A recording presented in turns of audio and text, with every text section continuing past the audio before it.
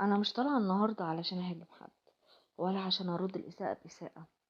انا طالعه اتكلم عن ظلم عشناه، عن ناس اللي كانت بتسكتنا واحنا بنقول كلمه الحق.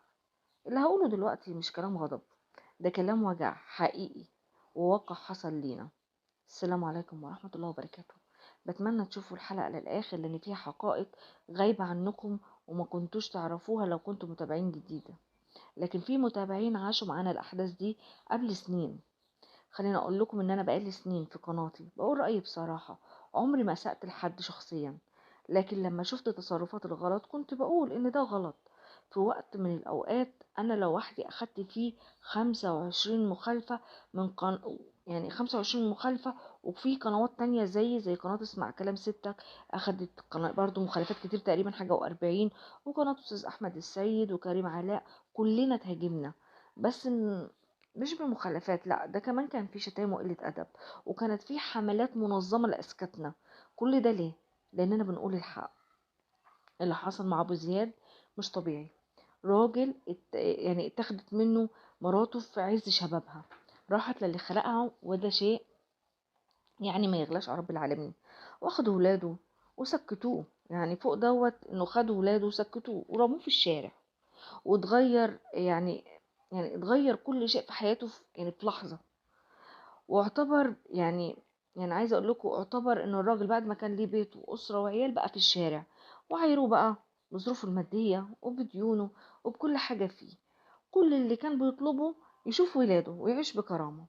واي حد كان بيدافع عن ابو زياد، والله العظيم في الوقت ده ان كنت انا ولا اسمع كلام ستك ولا كريم علاء ولا احمد السيد ولا اي قناه من القنوات المحترمه اللي كانت بتدافع عن ابو زياد، والله العظيم كانوا بيهاجموه بالشتايم وبيسكتوه غصب عنه بالمخالفات. وقلت لكم تاني ان اسمع كلام ستك كانت اخذت مخالفات كتير جدا في الفيس، واخذت مخالفات كتير جدا في اليوتيوب. وانا كذلك نفس الشيء، غير الشتايم اللي سمعناها منهم. والله العظيم شتايم ما تطلع من واحد بلطجي في حي شعبي، ما تطلعش ابدا. يا جماعه، حتى لو مش عاجبكم اهو، يعني انا بقول لو حتى انتوا مش عاجبكم اهو، إيه، اسمعوا صوته. يعني اسمعوا صوته، اسمعوا صوتنا، اسمعوا في وقتها قد ايه كنا حاسين بالوجع. يعني ما حدش منكم لا سمعنا ولا حس باحساسنا. يعني ما كانش ينفع ندفن الانسان اللي جوانا لمجرد انه احنا اتفقنا معاه. يعني احنا شفناه وتعاطفنا مع الراجل، كل اللي عملناه طلعنا ندافع عنه. احنا عمرنا ما كنا ضد الاشخاص، احنا كنا ضد الكذب اللي كانوا بيقدموه، كنا ضد المحتوى اللي بيدمر قيمنا، كنا ضد اللي بيعلموه لاولادنا من تفاصيل، من جحود، من لا مبالاة. احنا كنا بنقول اتقوا الله في اللي بتقدموه، ما كناش بنقول موتوا وتأذوا واقفلوا قنواتكم زي ما عملتم فينا وما تعرفوش ظروفنا حصل فيها ايه. احنا كنا بنتحاسب عليكم بقلب موجوع.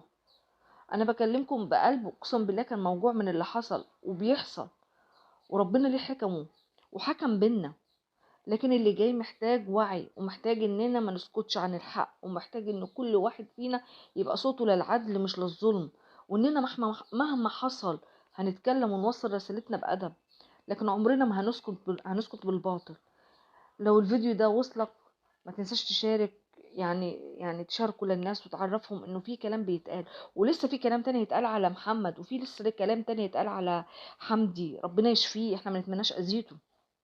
بس احنا عايزين صوت الحق يفضل موجود. لما انا قناتي تتقفل، وقناه اسمع كلام ستك تتقفل، وقناه كريم علاء اللي وفاء طلعت وبتعايره ان هو اتقطع عيشه، وقناه اكرم سلام يتسجن، قنوات كتير جدا اتقفلت واتأذت. مين هيقول كلمه الحق؟ علشان يا جماعة صوت الحق يوصل ويفضل عالي مهما حصل، يا ريت بعد اذنكم تشيروا الفيديوهات ديت، ويا ريت بعد اذنكم ترفعوها باللايكات وتدعموها. انا عارفة ان قناتي وقعت والله العظيم بسببهم، وان القناة وقف ربحها والله العظيم بسببهم.